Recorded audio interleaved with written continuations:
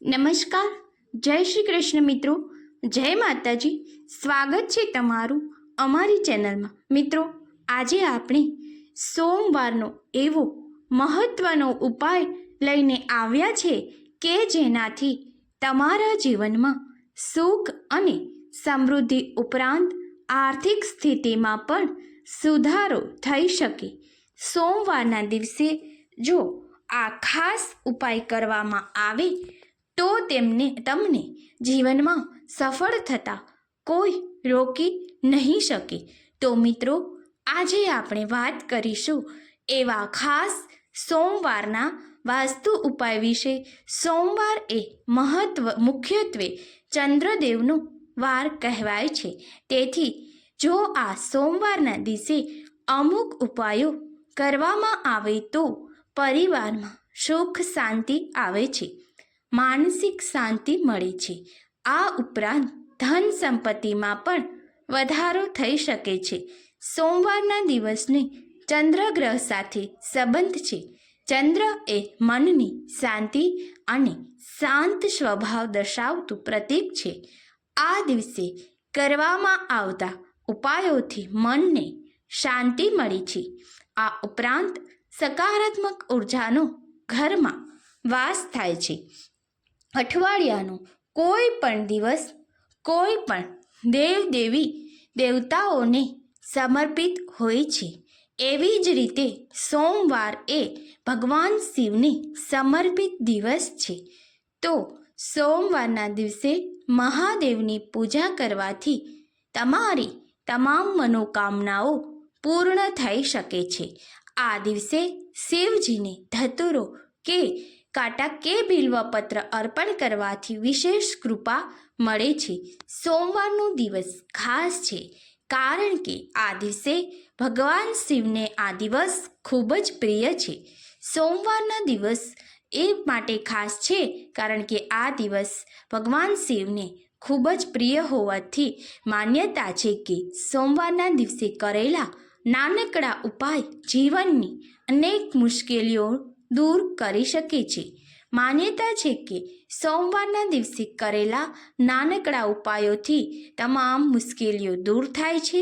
તો આવો, જો તમારે કોઈ અધૂરી ઈચ્છા હોય તો તેને પૂર્ણ કરવી હોય તો તમારે સોમવારના દિવસે આ ઉપાયોને અવશ્ય કરવા જોઈએ. સોમવારના દિવસે ભગવાન શિવને લગતા આ ખાસ ઉપાય કરવામાં આવે તો તમારા તમામ સમસ્યાઓનો અંત આવી શકે છે. ધાર્મિક માન્યતા અનુસાર ભગવાન શિવને સોમવારનો દિવસ અત્યંત પ્રિય છે.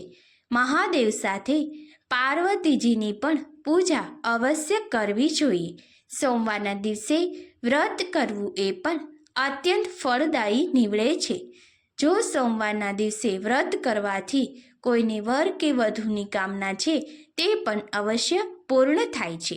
તમે આર્થિક સંકટમાંથી મુક્તિ મેળવવા ઈચ્છતા હોય તો તમારે આ જે ઉપાયો બતાવવામાં આવ્યા છે તે અવશ્ય એકવાર કરવા જોઈએ.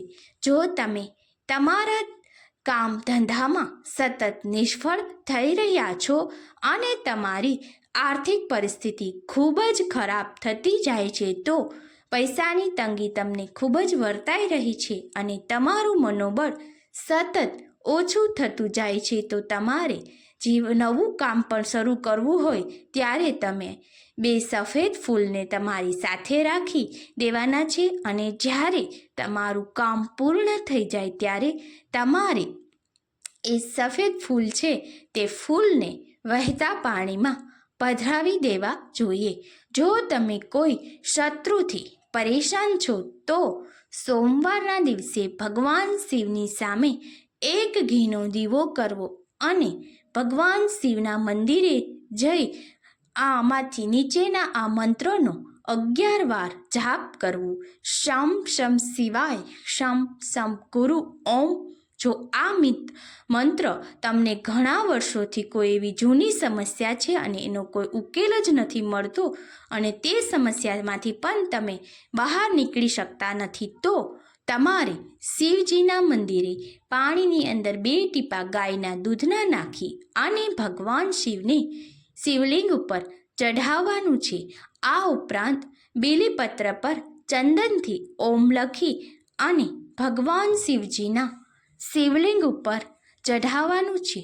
ત્યારબાદ ભગવાન શિવજીની તમે પૂજા કરો તો તેનું તમને અવશ્ય ફળ મળી જશે. મિત્રો, એક વાતનું ખાસ ધ્યાન રાખવું કે જ્યારે પણ તમે શિવજીને દૂધનો અભિષેક કરો છો ત્યારે તેવું બને ત્યાં સુધી ગાયના દૂધનો જ ઉપયોગ કરવો જોઈએ, જે ખૂબ જ શુભ માનવામાં આવે છે. જ્યારે પણ તમે શિવલિંગ પર દૂધ કે પાણીને અર્પણ કરો છો ત્યારે ભગવાન શિવના ઓમ નમઃ શિવાય મંત્રનો જાપ અવશ્ય કરવો જોઈએ. જો મિત્રો તમારા ઘરમાં વારંવાર ઝઘડાઓ થઈ રહ્યા છે અને આ ઝઘડાઓથી તમે પરેશાન છો તો સોમવારના દિવસે ભગવાન શિવના મંદિર પર જઈ અને બીલીપત્ર ચઢાવો અને એક વાટકી ચોખાનું કોઈ પણ જરૂરિયાતમંદ લોકોને દાન કરો, જેથી કરીને તમારા ઘરમાં સુખ અને શાંતિ અવશ્ય આવશે. જો મિત્રો તમે નોકરી ધંધામાં આગળ વધવા માગો છો, આ ઉપરાંત કોઈ યુવાનો નોકરીની પાછળ દોટ લગાવે છે છતાં તેનું ધાર્યું કામ થતું નથી અને તેને નોકરી મળતી નથી, તો તમે સોમવારના દિવસે આ એક ઉપાય અવશ્ય કરી લેજો, જેથી કરીને તમને તમારી નોકરી મેળવવાની ઈચ્છા સંપૂર્ણપણે પૂર્ણ થઈ શકે. તો તે માટે તમારે સોમવારના દિવસે ભગવાન શિવના મંદિરે જઈ શિવજીને બીલીપત્ર ચઢાવવાનું છે. આ ઉપરાંત તે દિવસે તમે ઉપવાસ કરો તો તે ખૂબ જ શુભ ફળ આપે છે. તમારી મનોકામના શિવજીને અવશ્ય કહેવી. મંદિરમાં 5 થી 10 મિનિટ બેસી અને તમારે જરૂર પડી ત્યારબાદ ઓમ નમઃ શિવાય મંત્રના જળ અર્પણ કરી ઓમ નમઃ શિવાય મંત્રના જાપ કરવા. ત્યારબાદ તમારે નોકરી ધંધા માટે જવું. જો તમે સાચા દિલથી ભગવાન શિવને પ્રાર્થના કરશો તો તમારી મહેનત પ્રમાણેનું ફળ તમને અવશ્ય મળી શકે છે. જો મિત્રો તમને લગ્ન વિશેની કોઈ મુશ્કેલી આવી રહી હોય, આ ઉપરાંત સંતાન સુખ કે ઘરમાં ઝઘડાઓમાંથી તમે આગળ આવી શકતા નથી, તો માત્ર તમે શિવજીની ઉપાસના કરો. એ ઉપરાંત જો તમે શિવજીનું સ્મરણ કરી અને ઉપવાસ કરો તો તે આ સમસ્યાઓમાંથી તમને મુક્તિ અપાવી શકે છે.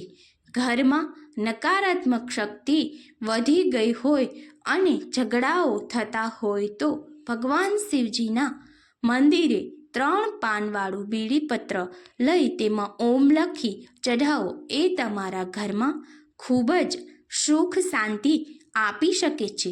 સોમવારે ભગવાન શિવની પૂજા કર્યા બાદ ગરીબોને દાન કરવાથી ચંદ્ર શાંત થાય છે, તેથી તમને આર્થિક અને માનસિક શાંતિ મળી શકે છે. તો સોમવારના દિવસે કોઈ દાળ ચોખા કે જરૂરિયાતમંદ લોકોને ભોજનનું દાન કરવાથી તમારા જીવનમાં સુખ શાંતિ અવશ્ય મળી શકે છે. સોમવારના દિવસે ઘરમાં ગંગાજળ છાંટવાથી નકારાત્મક ઉર્જા ઘરમાંથી દૂર થાય છે, તેથી ઘરમાં સકારાત્મકતા આવે છે અને લક્ષ્મીજીનો વાસ પણ અવશ્ય રહે છે. સોમવારના દિવસે ઘરમાં શિવ ચાલીસા કરવાથી ઘરમાં સુખ શાંતિ હંમેશા માટે વાસ કરે છે.